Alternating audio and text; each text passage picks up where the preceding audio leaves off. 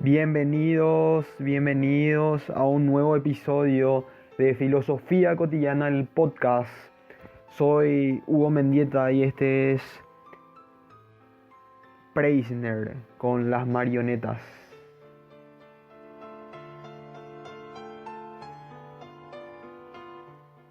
Quería escuchar un poquito más de esta preciosa composición del polaco Preisner. No sé cómo pronunciar su primer nombre, así que Preisner. Para muchos considerado el compositor contemporáneo más influyente del mundo, para mí también. Y creo que es la mejor introducción para el episodio de hoy, donde vamos a fijar un paralelismo entre Kierkegaard, Sartre y Camus en o lo uno o lo otro, el existencialismo es un humanismo y el mito de Sísifo respectivamente, entre el arrepentimiento, la reflexión y el absurdo.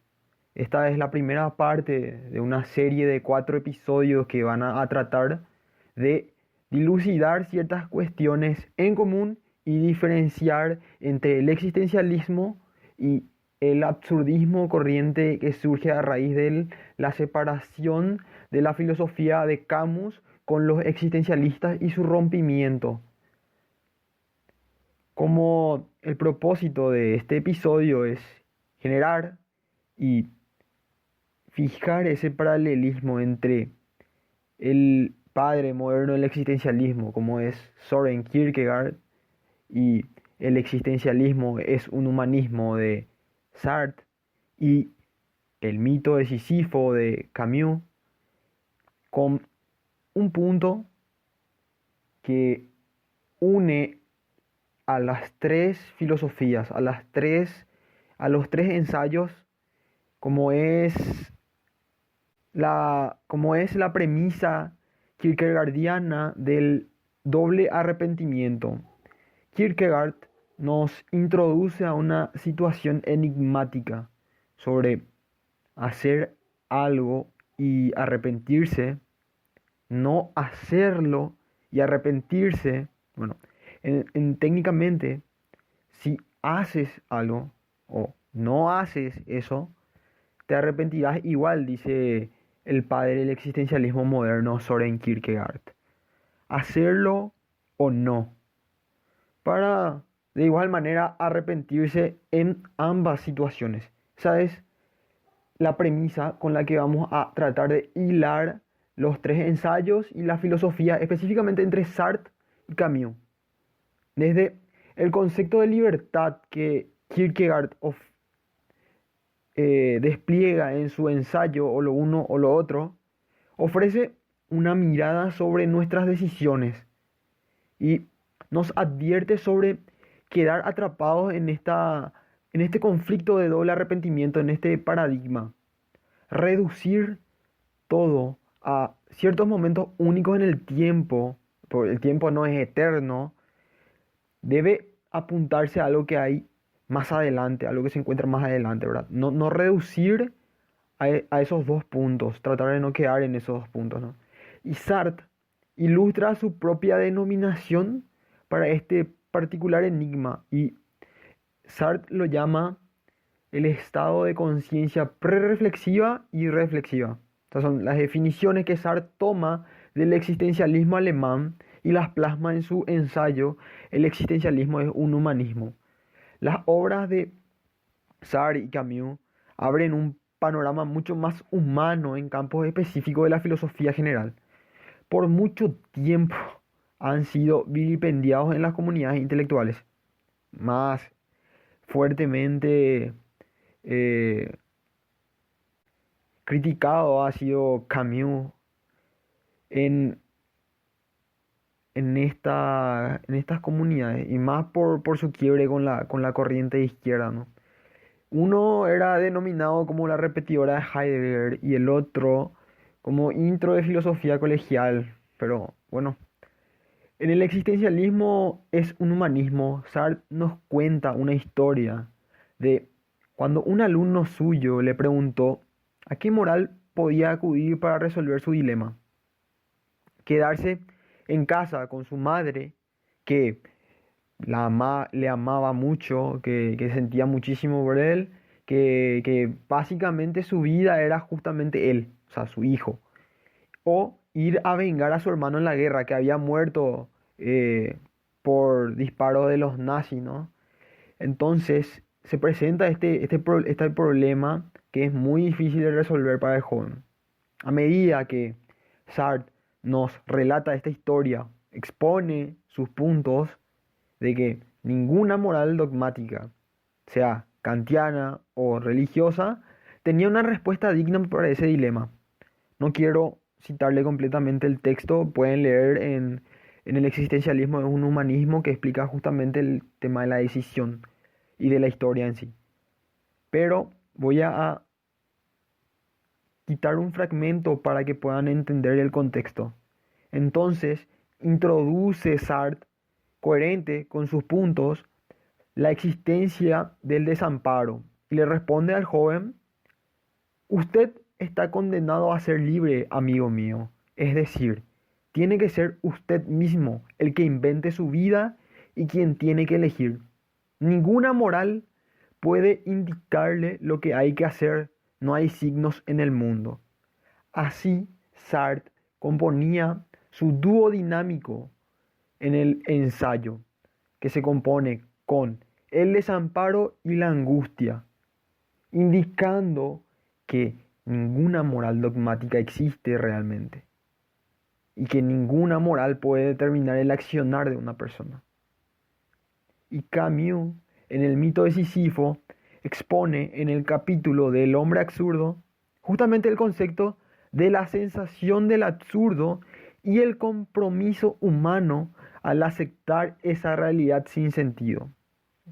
No, tampoco voy a extenderme demasiado con el mito de Sísifo, pero que sirva como una introducción a la lectura de este ensayo muy, muy fundamental para comprender la corriente absurda. Considerando obviamente los contextos diferentes en ambos puntos presentados en el ensayo de Sartre y de Camus, cito el fragmento. La elección no sería difícil, pero no hay elección, y entonces comienza la amargura. Lo absurdo no libera, ata, no autoriza todos los actos. Todo está permitido no significa que nada esté prohibido. Lo absurdo da solamente su equivalencia a las consecuencias de esos actos. No recomienda el crimen, eso sería pueril, pero restituye al remordimiento su inutilidad. Del mismo modo, si todas las experiencias son indiferentes, la del deber es tan legítima como cualquier otra. Se puede ser virtuoso por capricho. Todas las morales se fundan en la idea de que un acto tiene consecuencias que lo justifiquen o lo borran. Un espíritu empapado de absurdo juzga solamente esas. Aunque Camus nos deja bastante claro en este fragmento que no existe una moral universal, pero que uno puede elegir la virtud. ¿Cómo define Camus la virtud en el ensayo del mito de Sísifo? Seguir ciertos estándares morales que uno mismo se pone para ser bueno, para realizar actos bondadosos y para ser feliz.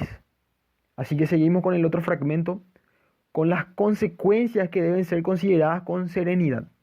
Está dispuesto a pagar. Dicho de otro modo, si bien para él puede haber responsables, no hay culpables. Todo lo más que consentirá en utilizar la experiencia pasada para fundamentar sus actos futuros. Se anima y se desarrollan los hombres. No son, por consiguiente, reglas éticas las que el espíritu absurdo puede buscar al final de su razonamiento, sino ilustraciones y el soplo de las vidas humanas. Camus no propone una ética general, ¿sí? Porque simplemente no hay y no existe una ética, una moral o un dogma universal para todo el mundo, para toda la humanidad. Pero Él nos entrega una particular manera de afrontar la conciencia de lo absurdo y el sinsentido. ¿Y qué es lo absurdo? Según Camus, es el hombre que dice que no a los estándares morales, a los preceptos éticos, alineamientos absolutos fundados en dogmas religiosos, generales y mandantes.